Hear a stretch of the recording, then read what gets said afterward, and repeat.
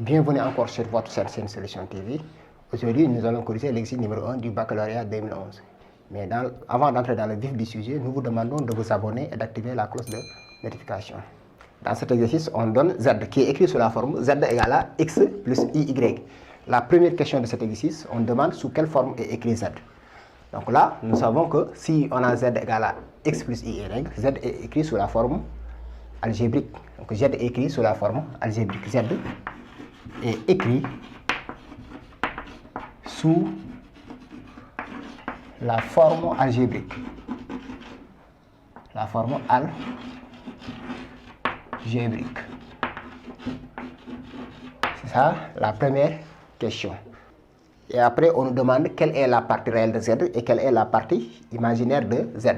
Donc là, X, c'est ce qu'on appelle la partie réelle de Z et Y est la partie imaginaire de Z. Voilà, X est sa partie réelle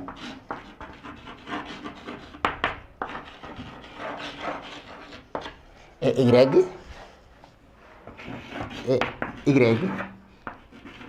est sa partie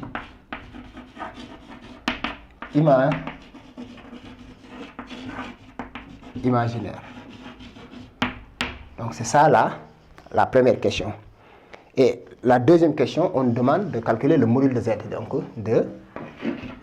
module de Z.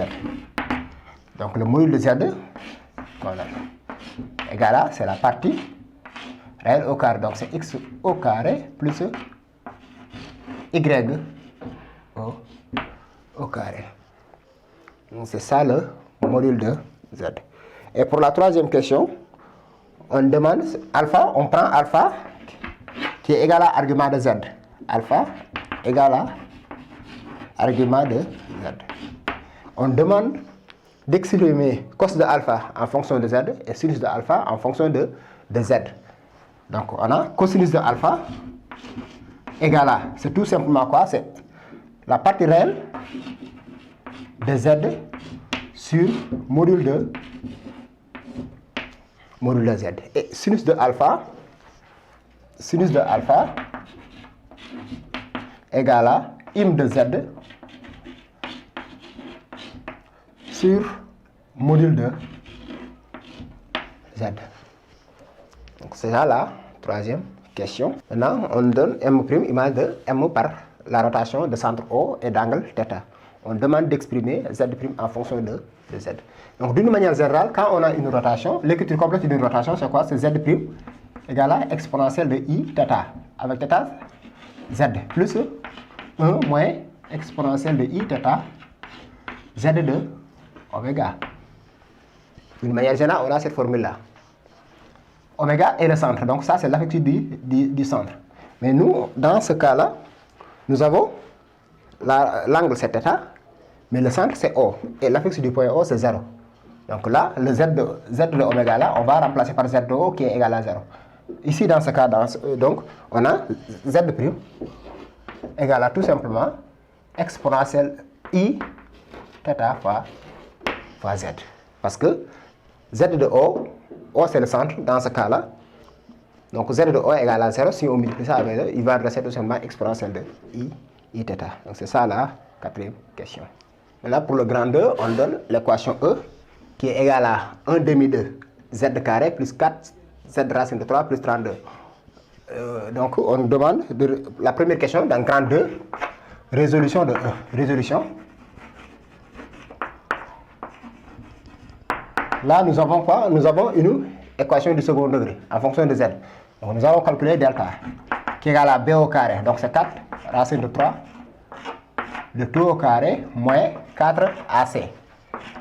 1 demi fois 32 qui est égal à, donc 4 au carré c'est 16 fois 3, 48. Là, c'est 4 fois 1 demi, c'est 2 fois 32 moins 64 qui est égal à moins 16 qui est égal à 16 I au carré.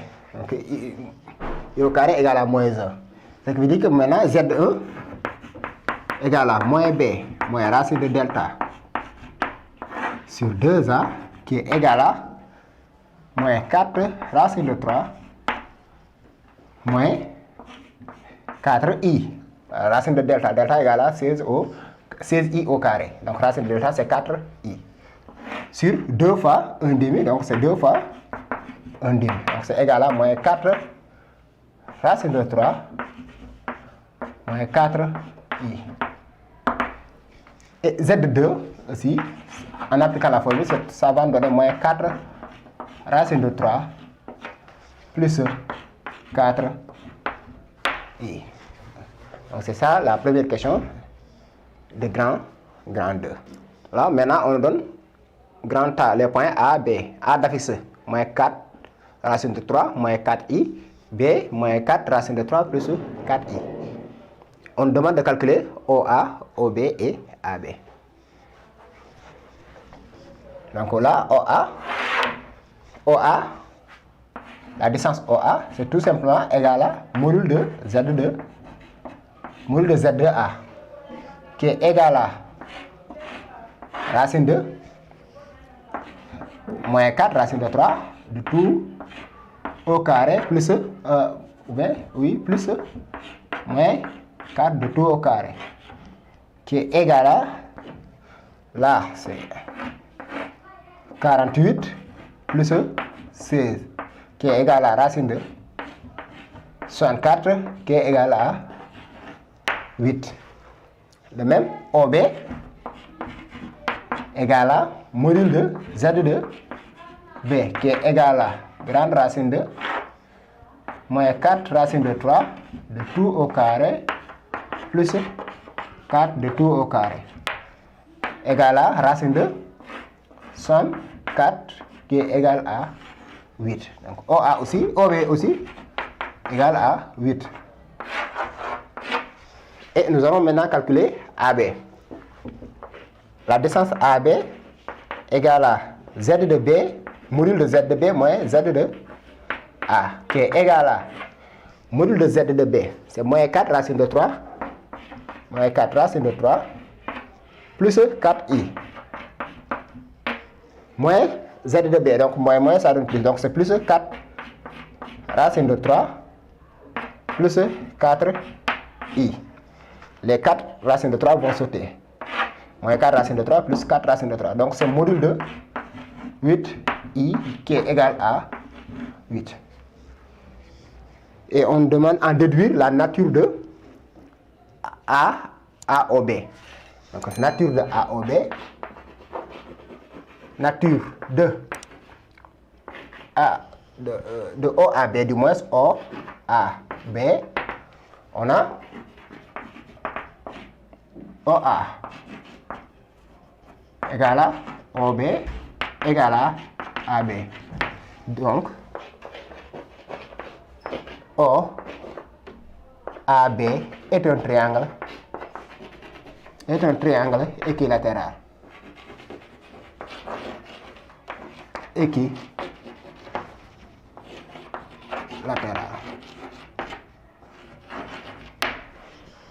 C'est ça la deuxième question. Maintenant, pour la troisième question, on donne C d'affixe racine de 3 plus I. On donne D, l'image de C par la rotation de centre O et d'angle pi sur 3.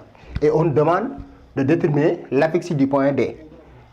D'une manière générale, rappel, là, tout à l'heure on a parlé, Z', d'une manière générale, lecture complexe d'une rotation égale à exponentielle de I θ Z plus 1 moins exponentielle de I θ Z de oméga. Si oméga est le centre de la rotation. Mais ici, nous, le centre c'est O. Mais puisque Z de O c'est 0, donc Z de D, puisque D c'est l'image de C par la rotation d'angle de centre O et d'angle pi sur 3. Donc c'est quoi? C'est exponentielle de I pi sur 3 Z de C. Parce que Z de O c'est 0, donc cette quantité-là est nulle pour cette rotation-là, pour cette application. Donc qui est égal à exponentielle de pi 3, donc c'est 1 demi plus I racine de 3. Facteur de, là on remplace Z de C. Z de C égale à racine de 3 plus I. Donc c'est racine de 3 plus I. Si on fait le calcul, donc c'est 1 demi. Là, on a racine de 3 sur 2. Si on fait le calcul, racine de 3 et plus 1 demi de I. I, donc là aussi, j'ai sauté les 1 demi. Hein. Donc I, racine de 3 sur 2, multiplié par racine de 3 sur 2, c'est plus racine de 3 fois racine de 3, c'est 3. 3 demi de I. I, racine de 3 sur 2, multiplié par I, donc c'est I fois I, c'est I au carré qui est égal à moins 1. Ça donne moins racine de 3 sur 2. Là, racine de 3 sur 2, moins racine de 3 sur 2. Donc là, il va rester 1 demi de I plus 3 demi de I, donc il va nous rester 2I. Donc Z de D, la fiche du point D égale à 2I. C'est ça la fixe du point D. Maintenant, on nous donne G qui est égal à barycentre de O1, D moins 1, B moins 1. Et on demande de montrer que la fixe du point G, c'est moins 4 racine de 3 plus 6I. Donc là, Z de G égale à quoi? Si on applique la formule, c'est Z de O, c'est alpha, ben c'est 1 fois Z de O, donc c'est 1, moins Z de D, là c'est coefficient de D, c'est moins 1, donc Z de D, moins Z de B aussi, parce que c'est moins 1, divisé par 1, moins 1, moins 1, qui est égal à, on a Z de O c'est 0, donc il va nous rester Z de D, moins Z de, donc c'est moins Z de D, moins Z de B, sur 1, il va nous rester en bas, moins 1. Là c'est égal à Z de D plus Z de B. Tout à l'heure, on avait calculé Z de D, c'était égal à 2I. Z de B, c'est égal à moins 4 racine de 3 plus 4I. Et si on fait la somme, égal à, donc là, ce qui nous donne moins 4 racine de 3. 2I plus 4I, c'est plus 6I. Donc c'est ça la démonstration maintenant. Z de G égale à moins 4 racine de 3 plus 6I.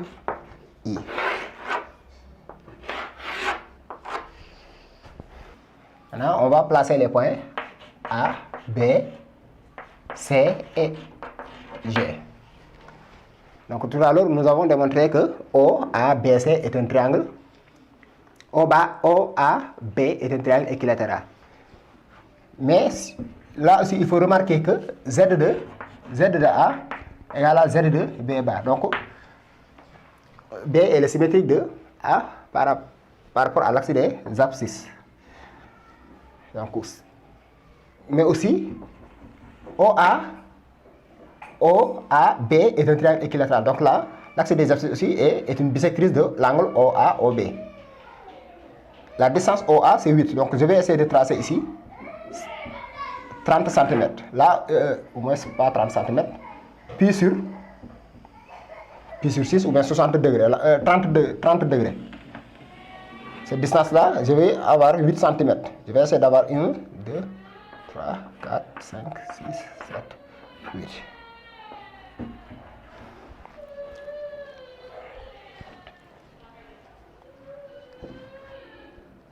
Là, on a A.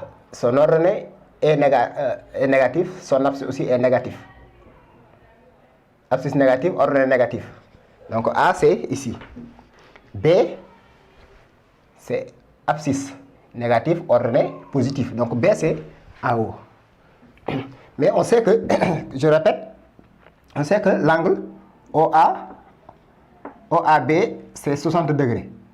Donc, l'axe des abscisses est une bisectrice de l'angle OAOB. Donc, cet angle-là, c'est 30 degrés. Après, on mesure 8 cm ici. On place le point A. 1, 2, 3, 4, 5, 6, 7, 8.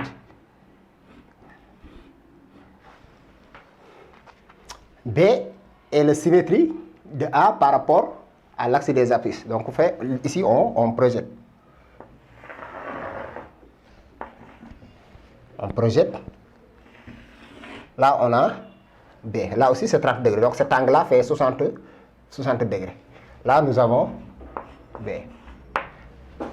Donc, là, nous avons un triangle équilatéral. OAB. Après, on va placer le point C. C d'affixe racine de 3 sur 2.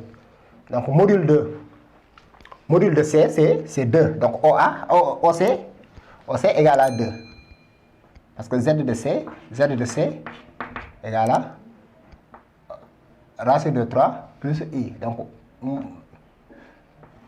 module de C, c'est 2. Ce qui veut dire que OC égale à 2. Mais l'angle OI aussi, OC,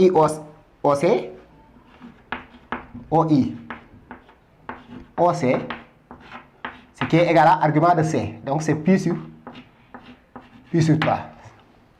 Donc, OAC, c'est aligné.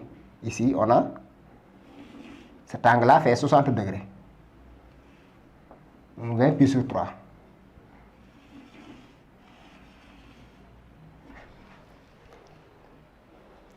Après, on mesure 2 cm. 1, 2. Le point C, c'est ici. OC égale à pi sur 3. Et après, on demande de placer le point G. G, c'était égal à, là c'est G, hein? Moins 4 racine de 3, plus 6i. Donc, G, c'est ici. Même abscisse que B. Donc, même abscisse que B. Donc, c'est sur cette droite-là. Et d'affixe, là, c'est 600. Là, j'ai mal placé hein, à main levée. 6. Le B doit être ici, juste après le 4. Hein. Là, c'est ça le B, 4. L'abscisse de B, c'est 4. De même que ici, là, on a 4, voilà. L'ordonnée du moins. L'ordonnée de B, c'est 4. Et l'ordonnée de G, c'est 6. Même abscisse, mais d'ordonnée différente. Donc là, c'est le G. Ce qui donne la figure maintenant. Là aussi, on a C.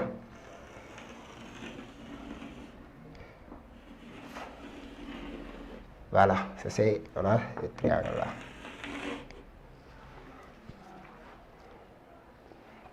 Donc là, A, B sont symétriques par rapport à l'axe des abscisses parce que Z de A égale Z de B bar. Excusez-moi, tout à l'heure j'avais écrit Z de B, mais c'est Z de A égale à Z de B bar. Donc c'est symétrique par rapport à l'axe des abscisses.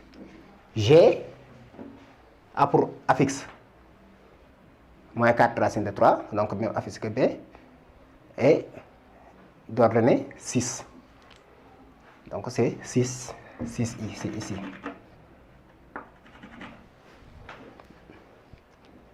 Donc c'est ça, c'est comment, voici comment on place les points A, B, C et G.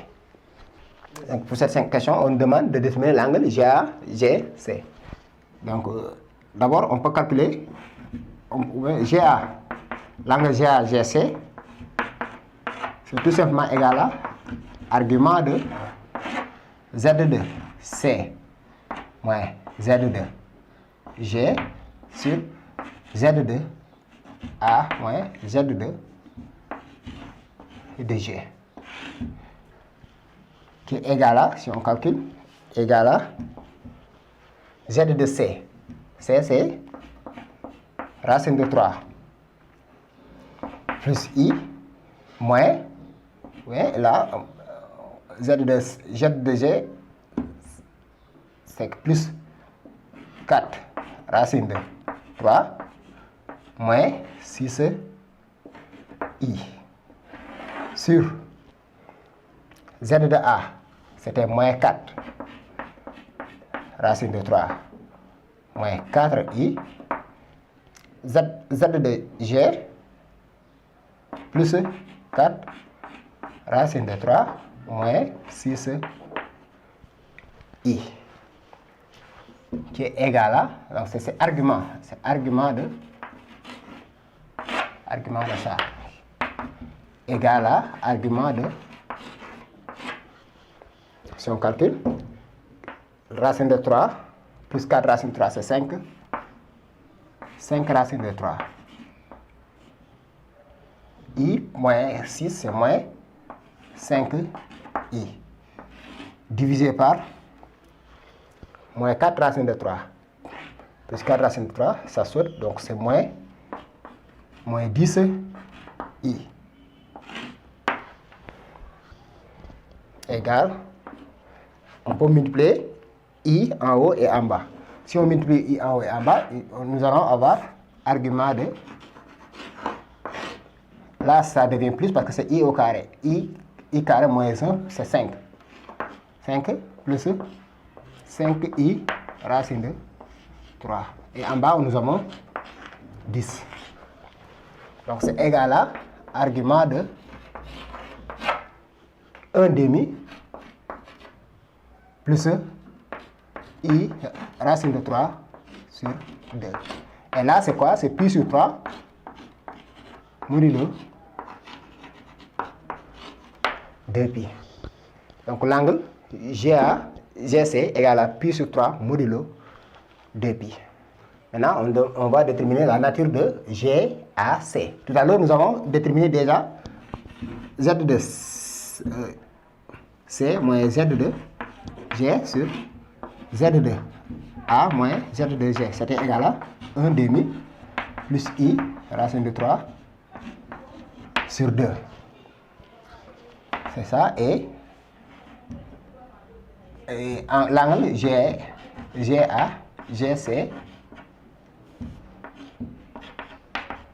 égal à pi sur 3 modulo 2pi. Donc nous allons calculer tout simplement cette module-là. Module de Z de C moins Z de G sur Z de A moins Z de G, c'est Z de G, égal à, c'est tout simplement, là c'est la distance. Vous voyez, c'est Z de C moins Z de G sur Z de A moins Z de G. Et c'est égal à module de 1 demi plus I racine de 3 sur 2. Là, c'est la distance GC du moins, GC sur GA. Là, si vous calculez, c'est 1 demi, c'est 1 du moins. Module là, si vous utilisez, là, vous savez comment calculer le module. Donc, c'est 1 demi au carré plus racine de 3 demi de tout au carré, ce qui va nous donner 1 égal à 1. Ce qui veut dire que la distance GC égale à la distance GA. Et l'angle GC égale à pi sur 3 modulo 2pi. Conclusion, donc GAC est un triangle équilatéral direct. GAC est un triangle équilatéral direct. GAC est un triangle équilatéral